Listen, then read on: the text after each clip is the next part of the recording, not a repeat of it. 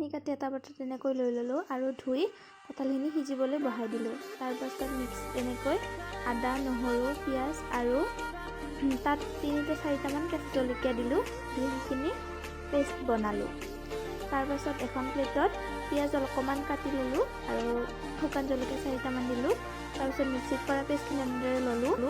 কঁঠালখিনি কুকাৰত বহাই দিয়াৰ পিছত 4-5টা চিটি মৰাৰ পিছত সেইখিনি নুমাই ল'লোঁ। এটা পাত্ৰত এনেদৰে ল'লোঁ।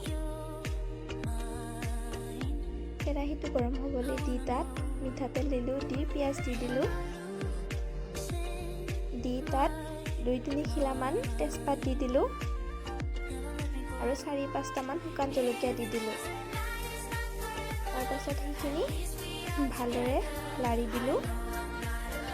আপোনালোকে পিঁয়াজখিনি ৰঙচুৱা হোৱালৈকে লাৰি থাকিব।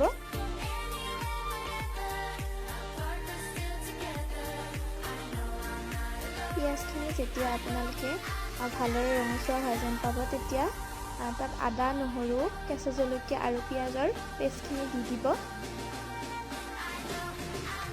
সেইখিনি আকৌ লাৰি দিব ভালদৰে।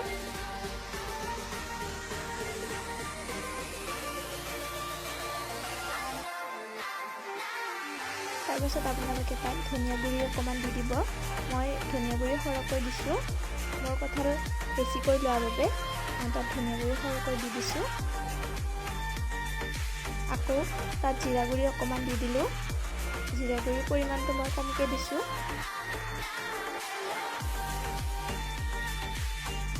আপোনালোকে জুইৰ ফ্লেমটো মিডিয়াম কৰি ল'ব।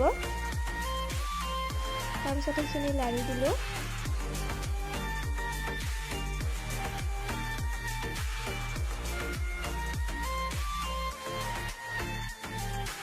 তাৰপাছত তাত হালধি গুড়ি অকণমান দি দিলোঁ।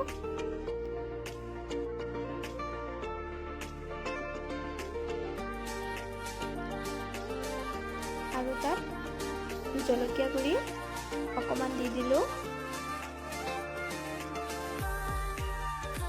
মই জলকীয়া গুড়ি 2 চামুচ দিছোঁ।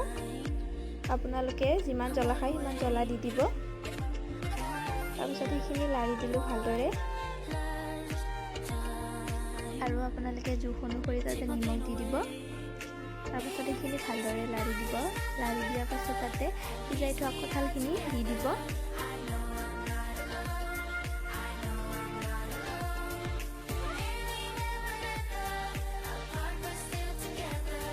তাৰপাছত সেইখিনি আকৌ ধুনীয়াকৈ মছলাখিনি লাগি যোৱাকৈ লাৰি দিব।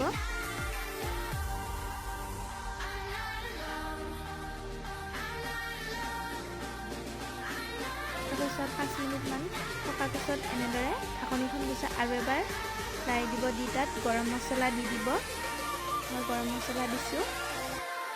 তাৰপিছত মাংসৰ গোন্ধটো ওলাবৰ বাবে তাত মিট মছলাও দি দিছোঁ।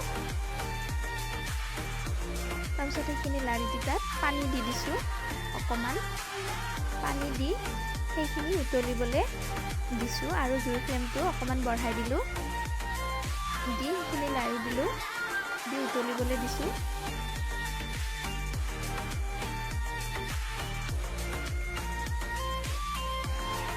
5 মিনিটমান ঢাকনিখন মাৰি কঁঠালখিনি উতলিবলৈ দিলোঁ আৰু 5 মিনিটমান উতলাৰ পিছত কঁঠালখিনি ধুনীয়াকৈ সিজি গ'ল আৰু এই কঁঠালখিনি খাব পৰাকৈ ধুনীয়াকৈ ৰেডি হ'ল। যদি মোৰ ভিডিঅ'টো ভাল লাগিছে আপোনালোকে লাইক, কমেণ্ট, শ্বেয়াৰ আৰু মোৰ চেনেলটো ছাবস্ক্ৰাইব কৰিব।